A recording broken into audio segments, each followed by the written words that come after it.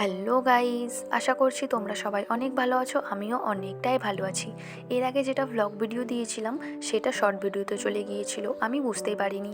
তাই ভাবলাম আর একবার ট্রাই করে দেখি। খুব বেশি বড় ভ্লগ ভিডিও দিতে পারছি না, কিন্তু ছোটই ঠিক আছে, ধীরে ধীরে তো শিখে যাব।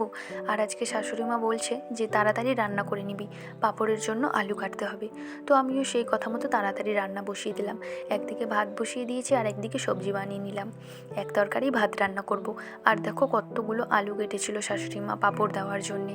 আর এইদিকে আমারও সব রান্না প্রায় কমপ্লিট হয়ে গিয়েছে, সমস্ত কিছু পরিষ্কার করেও নিয়েছি। তারপরে চলে এলাম ছাদে, ছেলের কয়েকটা কাপড় ছিল সেগুলোই মেলে দেওয়ার জন্যে। আর অনেকটাই রোদ উঠেছিল।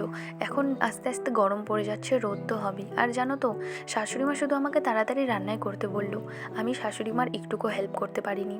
এসে দেখি সমস্ত পাঁপড়গুলো শাশুড়ি মা একা একাই মেলে দিয়েছিল। ভেবে একটু খারাপ লেগেছিল যে আমি কিচ্ছু হেল্প করতে পারিনি।